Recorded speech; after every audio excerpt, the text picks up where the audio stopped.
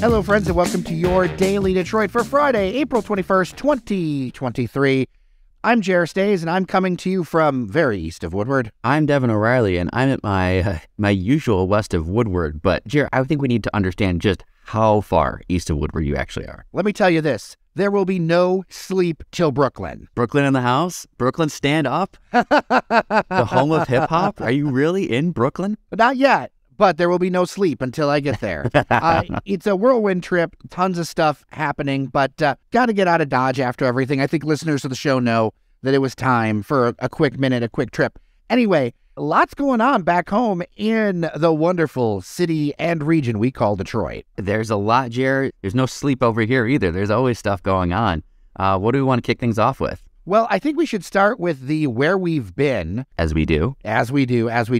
And I've got an interesting one that might surprise people, but do you want to go first? Sure, Jer. So my work's been really interesting recently, taking me to a lot of different places and exposing me to a lot of stuff that I wouldn't have normally maybe checked out on my own. And so we recently were at Detroit Public Theater. They were fundraising for Detroit Public Theater for a little while. They really hadn't had a home base for quite a while. So they recently opened up a space over there on 3rd Street, just over there by Gus's Fried Chicken, kind of. And it's a really cool place. It's got kind of a little bar in front, little lounge, and then they've got a beautiful little theater. They're just kicking off a new production, Passing Strange, which is a musical that has everything from blues, rock. It's really fun, really cool. Kind of a little bit of a plug to say, check out Passing Strange. It just opened on Wednesday of this week. It'll be running through probably end of May. But Detroit Public Theater, I mean, hey, it is what it is. Public theater, support public theater in Detroit.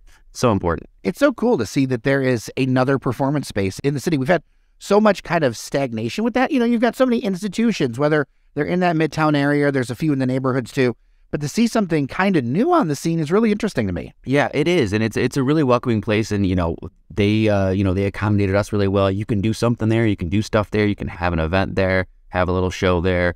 It's really cool. It's obviously very important to support public theater and the arts locally. It's in a great location. I mean, obviously in Midtown, it's just fantastic. We went over to Honest John's afterwards. Again, we talked to Old Miami last show. There's also the venerable Honest John's with a great outdoor space. It was really cool. And, that area of Midtown is quite an interesting mix of kind of new and old Detroit that I think is really unique. Well, I'm going to take us to the suburbs for my place. I know it might surprise some people. All right, Jer, that's okay. I'm out in the suburbs. Where you at? So I have been looking for a better Indian place than I had been going to, because the place I had been going to, unfortunately, closed out in Warren. This is something that I think that I need to hear from listeners about the best Indian places in Metro Detroit, because honestly, I found a lot of them to be kind of, as the kids say, mid-range. This one stuck out. It's called Pink Garlic. It's out in Oak Park over there on Coolidge. The exact address is 26661. So it's like right there on the Berkeley-ish kind of border over there. Anyway, here's the thing about it. You drive up to this place. I tried it on a whim because I was just trying new stuff. You drive up. This place is tiny. It's like the size of a living room and a dining room. And it's this 3, 4, 5 parking spaces. There's nowhere to eat inside. But it's like the most solid Indian food I've had a long time. I had a meat samosa. Had the butter chicken, which was absolutely killer. And biryani. And they just did a great job with it. All packed up, super great, super clean. And I was like, all right, this is the way to go. And, you get there, I think it must have been like a former Chinese place or something, because it actually has kind of the more Asian-inspired overhang where they've replaced the overhang with kind of the pagoda-style thing anyway. But it works. It's great. The prices were very fair for what it was. Like the whole butter chicken order, I think, was under $14. For how much you got, I thought it was very fair. And I just want to recommend it because I've been looking for something like this for a long time, and they're a tiny place that obviously isn't going to have the advertising to go tell everybody about it. But I'll say this, worth the drive and worth bringing it back home. Awesome, Jared. Love to hear about new places. And like you said, I think it is true. I mean, there's a lot of Indian places around, and sometimes they kind of get lost in the shuffle. I know there's a few in Dearborn. There's one in particular I like, but I know there's others, and it can be one of those things where you can do that food okay, but then you can do it really well. And I think it comes down to the quality of the ingredients and then the preparation. So what was your favorite thing there? Oh, for sure it's going to be the butter chicken. Okay. But second up was the biryani, because I do like a good biryani. biryani is hard to find. A lot of people do the butter chicken. The key is getting it. The tenderness and the moistness of the chicken. The butter chicken goes even a little dry. It's finished. Oh, dry butter chicken is like fishing out rocks out of a pond. It's just not a good thing. It's not a good thing. I understand there's something new over in your neck of the woods. Yes, I was super excited for this. Very, very much in my neck of the woods, which, this place, if we're picturing, we're over on Michigan Avenue and in Military. So Sacred Heart Church, there is a Gateau Suites over there, right in kind of the heart-ish of West Dearborn, very, very close to kind of where I live. So I was very, very happy to see that there is new life for an old business. There was a District 12, there's a few District 12s now, but there was a District 12 there, which was kind of like pizza, salads, pastas, that type of thing. That moved out of the space. And of course, I wonder, will something else come in here? And this week we got the news, a halal coastal Italian restaurant is opening up in that space, which just tickles me so much to have something like that there, because it's something different. We don't have a lot of Italian in Dearborn. We've got the old standbys like a Roman Village, where you can get, your hearty, Antonio-style food. There's not really any kind of fast casual Italian. So this is, I think, much needed. And I love the coastal Italian vibe. That sounds really cool. I mean, hey, I'm a Stanley Tucci Searching for Italy fan. So I love that show. I am obsessed with that show. And like the book, like there's all kinds of great stuff with Stanley Tucci. He's also a great actor. Yeah.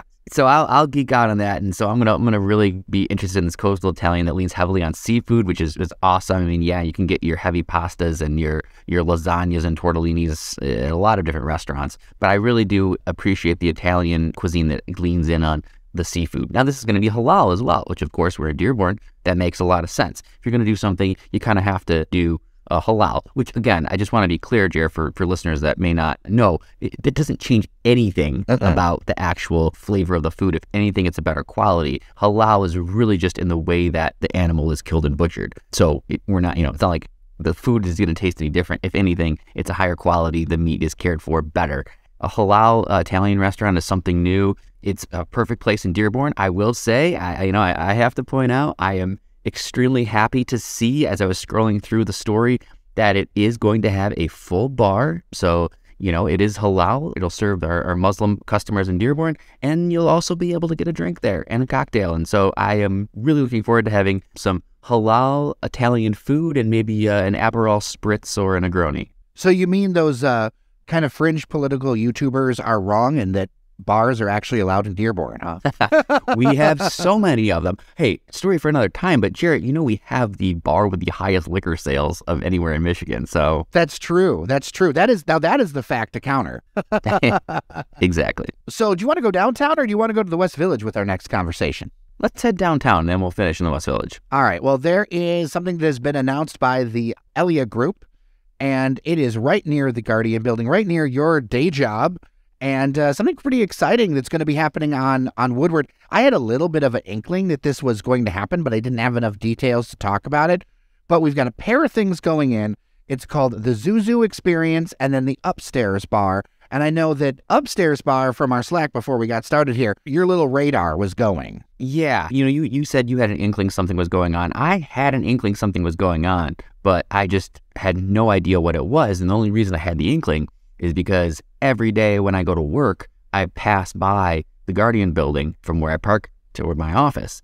And you can see construction, there's building ramps up, all the signs of life, of something being built out. So I knew it was going to be something. And, in my head and my heart told me probably food and beverage, because you could probably use more there with all the stuff that's kind of going on right there on Woodward Avenue. And, we're still in the financial district. So, we can talk about it, Jared. It's a little bit kind of a...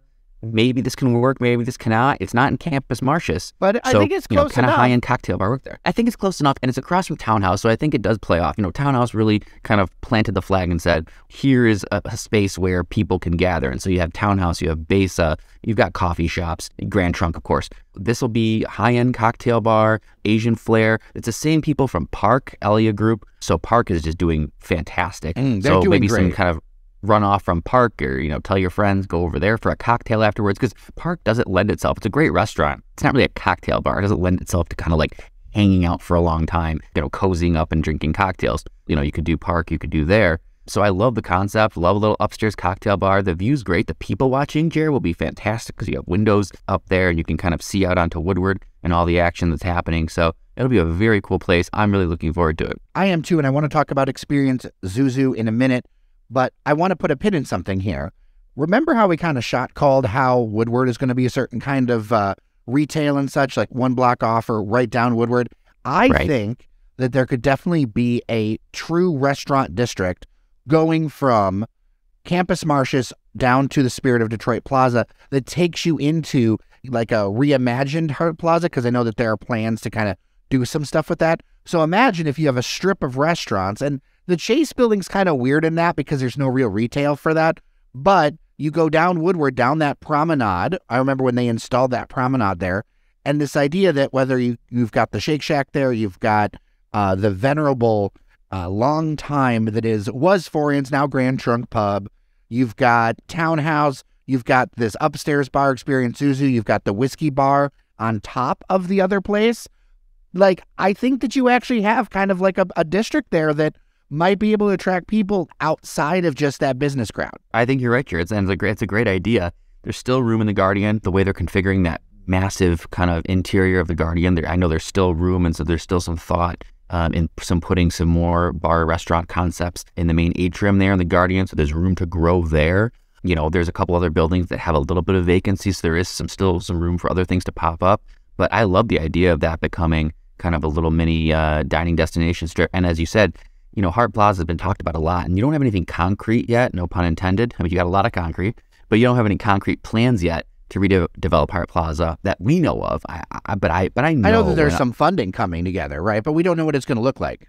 There's funding coming. We know that's going to get transformed. Again, this is totally just on speculation, but I can see Hart Plaza from my office, and there's been a lot of trucks and like excavators, like digging up stuff. Not any kind of major construction yet, but there's definitely some digging and some re-landscaping that are going on in Hart Plaza. So stuff is already underway. I don't know how big it is, but that would be great. And I think that is, you know, something we will talk about in the future, Jared. So put a pin in that. You know, I think Hart Plaza is going to get a ton of investment because why not? It's just this jewel of the space on the riverfront. And, you know, all roads of Woodward lead down to Hart Plaza. And it's a fantastic place to make a better center of gravity and a place where people can gather. Now, what do you think about the upstairs bar theme? And I'm reading this from the press materials. Upstairs Bar is a techno fantasy brought to life, melding Detroit's distinctive sound with Japan's colorful anime aesthetic. It sounds wild. I love a theme bar. This sounds like Fletcher's dream.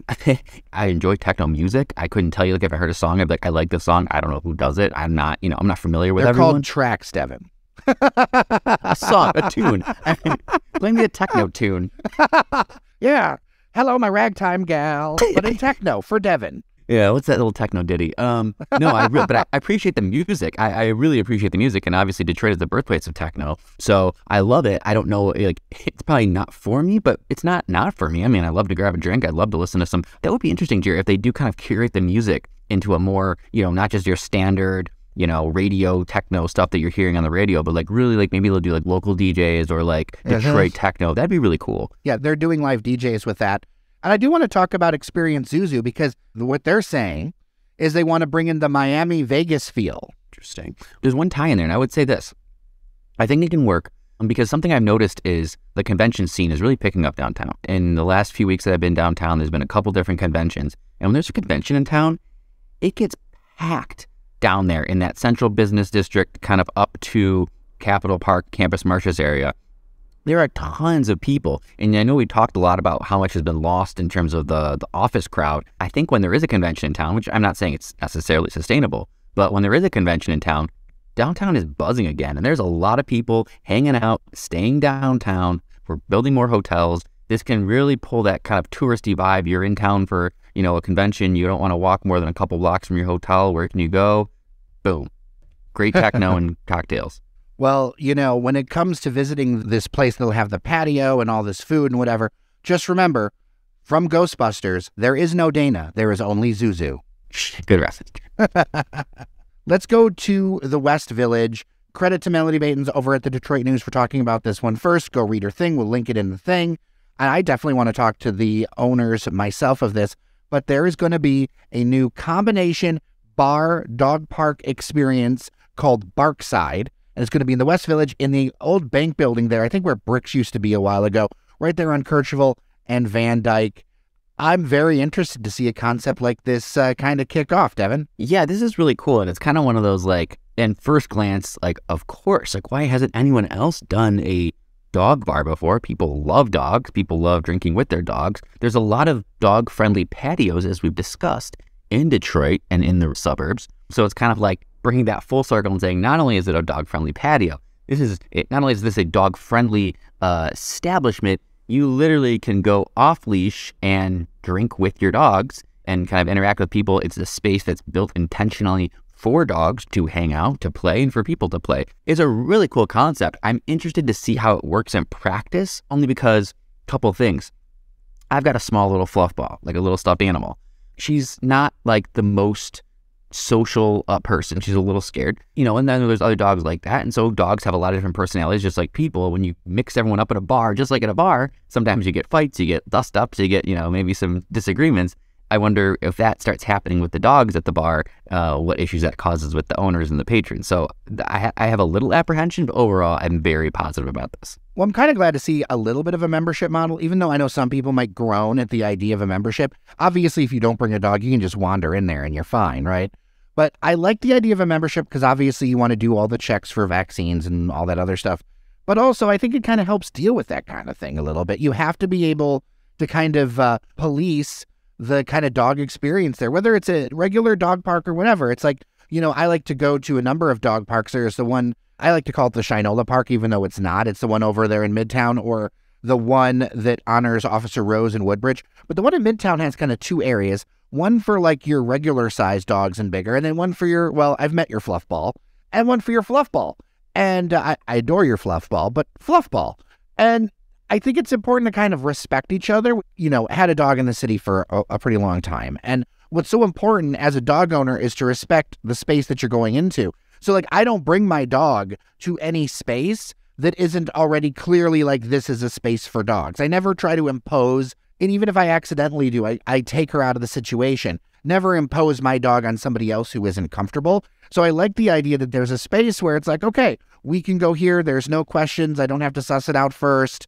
It's like, this is where we can go, because I think that mutual respect is required. It's good. It's healthy for the dogs. It's healthy for you. It's healthy for everyone. I agree. I think the membership model does mitigate some of the potential issues, even though it is, I don't say it's exclusionary, but obviously you can't just wander in with your dog. It's kind of like a practice in living in a society, Jer, is don't be a jackass. Don't be a jackass with your dog. And everyone should have a really good time at this place. I'm looking forward to checking it out. I will let it get underway, see how it goes, but I would love to bring little Winnie there someday. Well, engineer Randy over there, he doesn't have a dog, but, he's also known as Uncle Randy to one of the studio dogs. So, he can go ahead and meet some friends with dogs.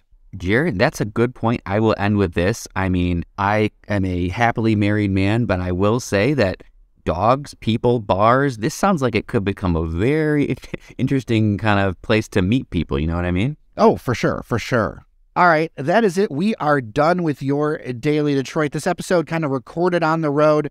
I'm glad the technology is here to make that happen and for us to keep our appointment, Devin. Happy we can make this work, Jer. I am so excited to hear about your time in Brooklyn. Make sure you play plenty of Biggie, plenty of Jay-Z, some Fat Boys. I'm a hip-hop fan, so I love the history there. Brooklyn is, amazing, so enjoy.